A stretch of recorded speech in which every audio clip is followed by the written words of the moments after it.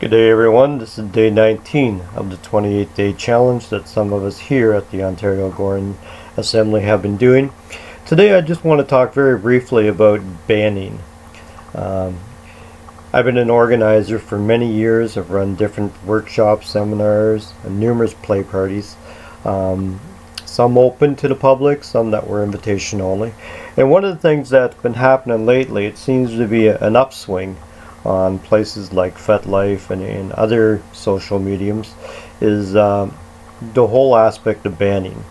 I found that with every place that I've gone, is that we've had complete control over the venue.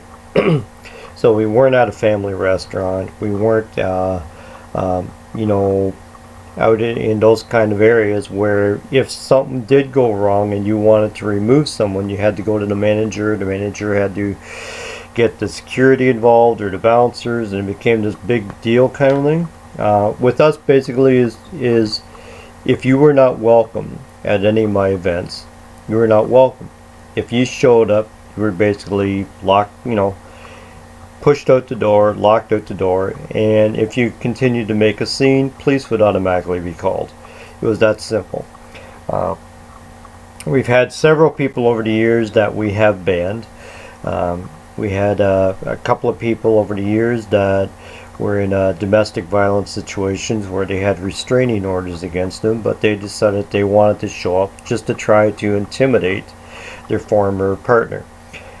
We had another situation where a known sexual predator, unannounced, all of a sudden showed up at one of our events, and we let him know, you're not welcome here. He put up a little bit of a stink. We called the police, and he left before the police actually arrived.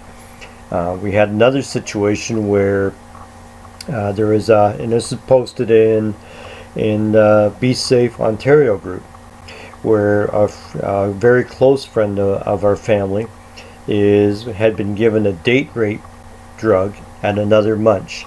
And even though we didn't have complete evidence who it was, we had our suspicions. And I was pretty sure I knew who it was and contacted the individual, and they got very upset and everything else. But I didn't have any actual proof. There was no video evidence. No one actually saw him drop the date rape drug into her drink, but we knew it was him, and so let him know that he's not welcome at any of our events. I did a post on Be Safe Ontario on FetLife about that, but because I didn't have actual evidence, I didn't believe it was right to be able to actually name this individual. But from my own group and from my own events that I was running, he was no longer welcome. And so you can ban people. People are going to get up and say it goes against my freedom of speech. I can get my lawyers involved. Me, I don't really give a fuck.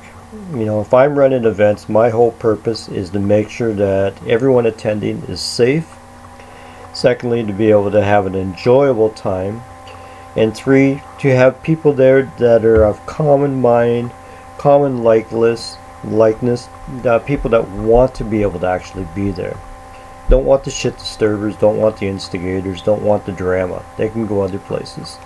So yes, we have banned numerous people over the years, and I make no apologies about that. It's well known, and it's not a matter whether I like you or not, but if I feel that you are a safety to others that are attending, you'll be booted out. It's that simple. So anyhow, a very short message on that, but I just wanted to share that with you. Is you'll find on FetLife and in other places that everyone's so worried about trying to be politically correct that it boggles the mind. If you are a sexual predator, you're banned. If you have a restraining order against you and you're trying to cause shit, you're banned. If you are doing illegal activities, you're banned. Very simple. Anyhow, have a good day, and we will talk to you tomorrow.